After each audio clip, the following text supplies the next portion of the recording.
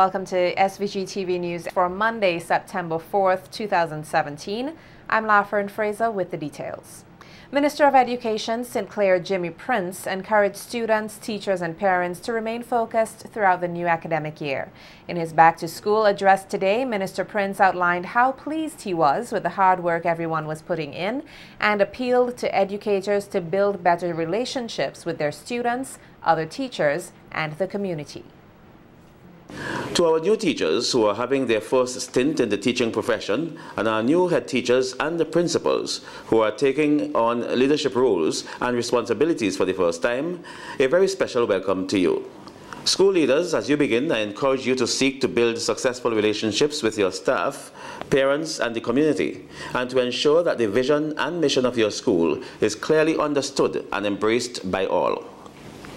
This is extremely important as we need all hands on deck to support and ensure success of the school's curriculum and extracurricular activities in all learning institutions. Returning teachers and the school leaders, continue to research and access new knowledge that will improve your output in the classroom.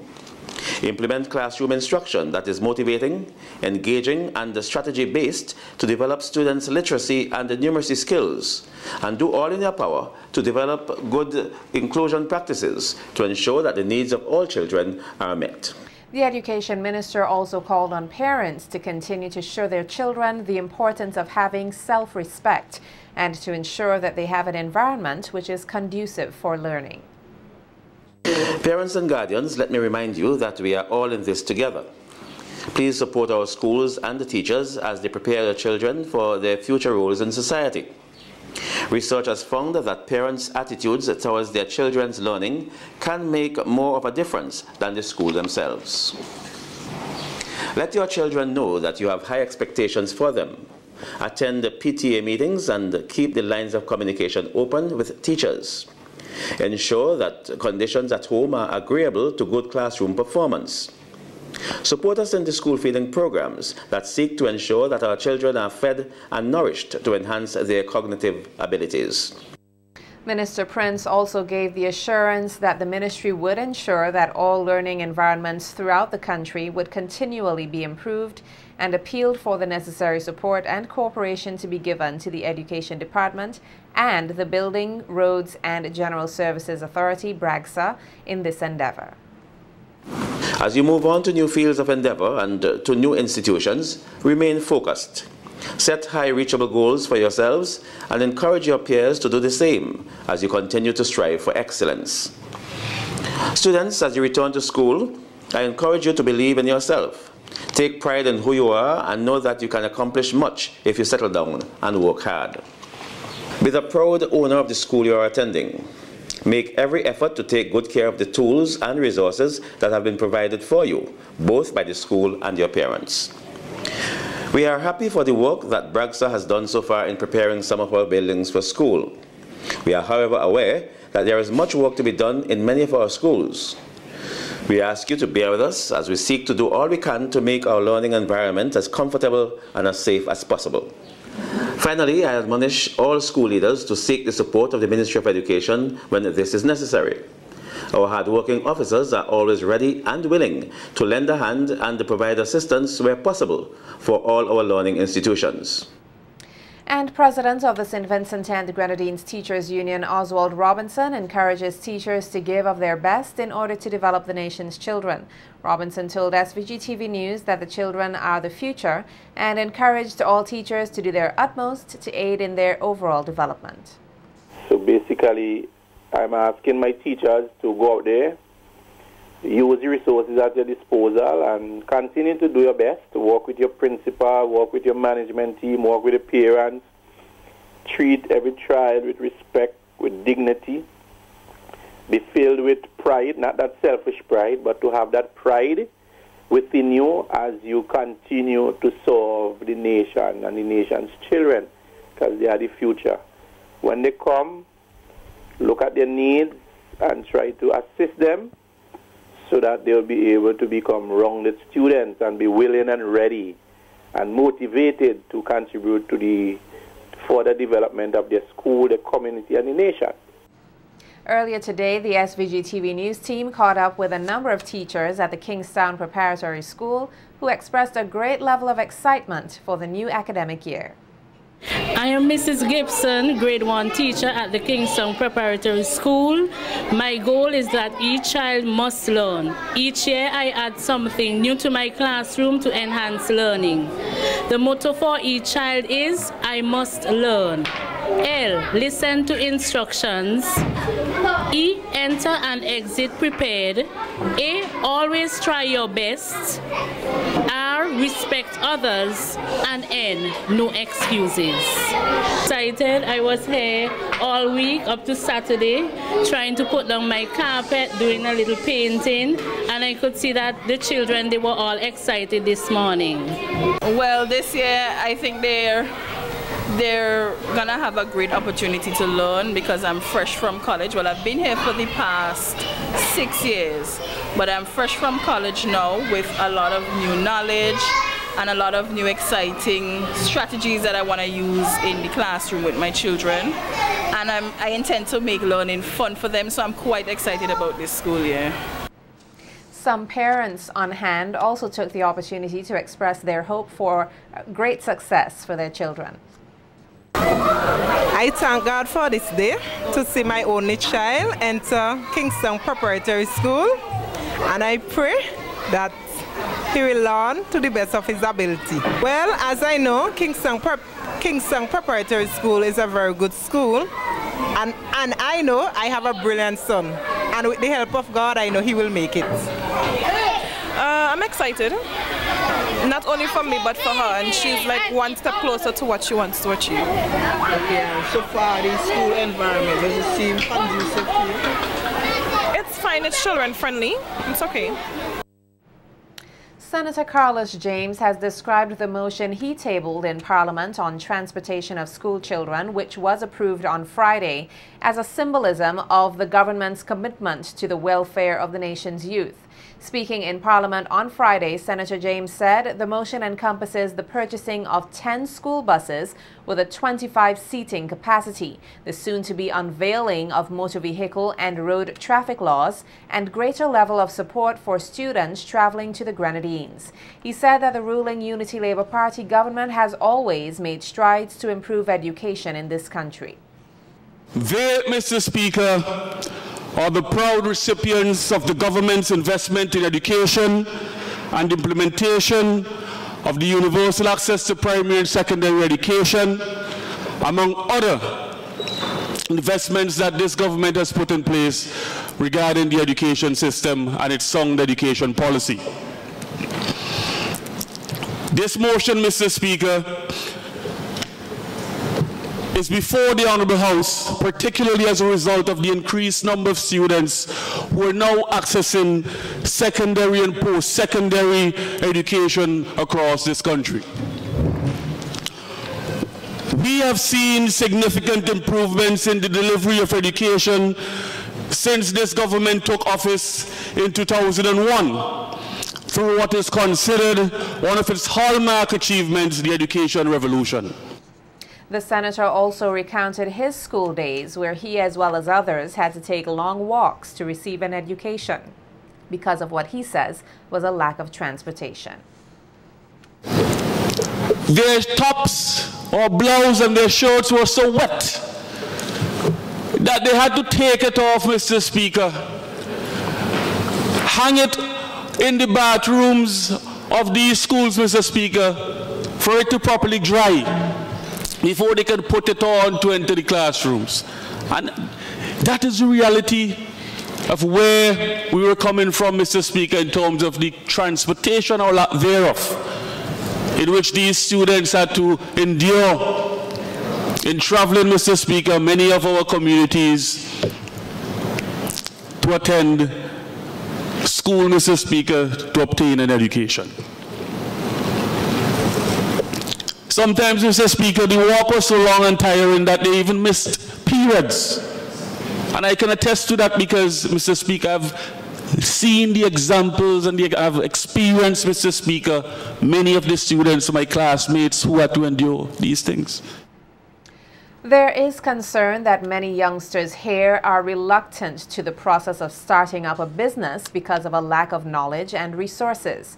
On NBC Radio's Views and Issues program on Sunday, entrepreneur Maurice John said that many have been socialized into believing that after graduating from school, they should work with government or an established institution to earn a living. John said that mindset was created because many were afraid of the risk of failure, of getting into business, and not being able to support themselves and their families. And I think that experience comes from how our foreparents were raised. They didn't have anything, and the way out of nothingness was education. And then the natural next step from that is to work with somebody, which was where they came from, in a sense. They were brought here to work for slave owners. So the only thing that really was instilled in them is working for. But as the generations go down, it's putting yourself in a better position to get more from the established hierarchy.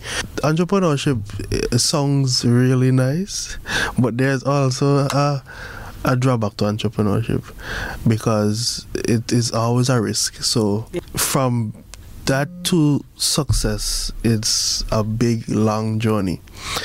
And there's very little room for failure alongside that journey.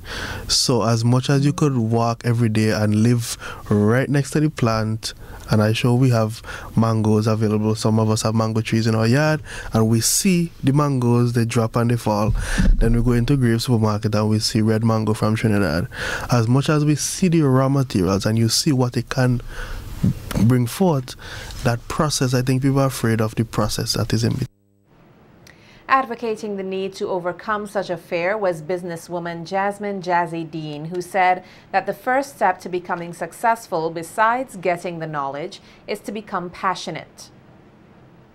Being passionate and creative about something, I want to turn it into something more, you know. So not everybody, everybody have an education, yes, but there are many people who are very skillful with their hands and creative, and I feel that I have that in me as well. I get more passionate about doing things with my hands, so I find I gravitated to owning my own business because of that, you know, being passionate about developing a craft. Entrepreneurship and financial literacy trainer Tamira Brown also emphasized the importance of overcoming trepidation of becoming a business person and noted that more needs to be done to ensure that young people know their options. Many persons are not aware of what opportunities exist for them in establishing their own business. So there's some apprehension, and there are some persons who would not know at all how to go about doing certain things. So I think we need to, first of all, make persons more aware of the opportunities that are really available so that they can grab hold of it, because there are persons who really want to start the business, you know, but it's just that moment to find out how exactly something is done, or to reduce the red tape involved in some activities and so forth. And in programs would come into play so that persons realize that they could actually do a host of different activities, nurture their talent or their passion, because Jazzy spoke earlier to, you know, finding something that you're passionate about. And I think it's through that exposure persons can find their niche, which is something that we all really should be looking for, that we could establish our own little small business. Calls for justice have been made as SVG recorded its 24th homicide of the year in the wee hours of this morning. Dead is 23-year-old Simonique De Silva of Fair Hall. According to the police, De Silva sustained stab wounds about her body. She was taken to the Milton Cato Memorial Hospital, where she succumbed to her injuries. In an interview with SVG-TV News earlier today, her sister recounts the horrifying events which led to the death of her loved one.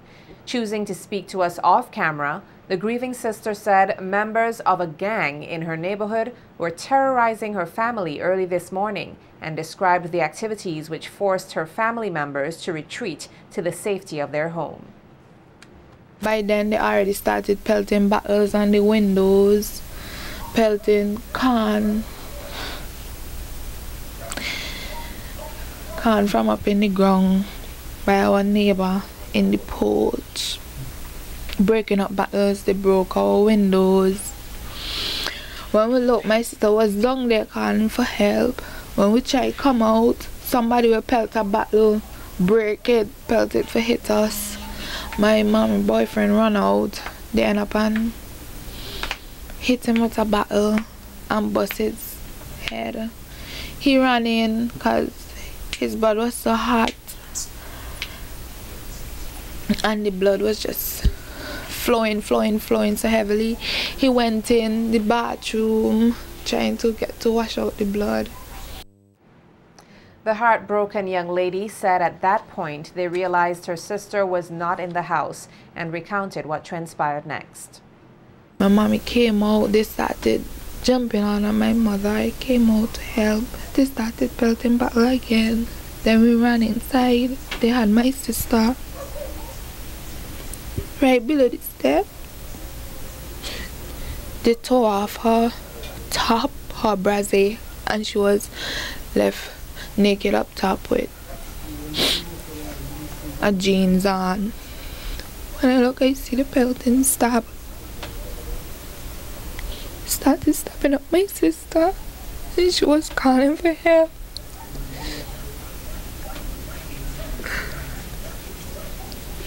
She was calling Chris to help me. Every time I run out, somebody would pelt a bottle. It's like they didn't want me to go and help her. The deceased has been described as a model family member. She was everything. She was kind. She always looked out for us. If anybody tried anything with us, she would be the big sister because she was the big sister.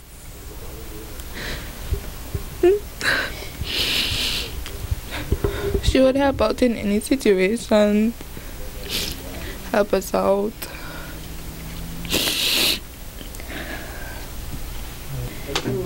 I really hope that, because they got who did it, and I'm just praying justice is served for my sister's death, because I wouldn't like it to go down just like that. She died fighting. Founder and president of Leave Out Violence in SVG, or Love in SVG, Nyla John, is dispelling claims made by General Secretary of the Unity Labour Party, or ULP, Julian Francis, that she knew that Colin the Hitman Graham abused his girlfriend. Francis on Star Radio made claims that John had Graham, who is a popular radio personality, on her platform as the master of ceremonies at the Love in SVG events, knowing that he was a domestic abuser. John, who is a staunch activist against violence and abuse, said that she only found out about Graham's past, like everyone else, through social media, when his girlfriend, Aya Jacobs, revealed through a post that she had been abused by Graham. John said that she has been in contact with both Graham and Jacobs and has sought help for them both. If I knew, as an advocate and the president of LOV and SVG, if I knew that Mr. Graham was engaging in such, I would have put a stop to it. And this stop would have been years ago. Colin Graham has been on my stage, I believe, for 5 years. And this is a serious allegation that Mr. Julian Francis is making against me.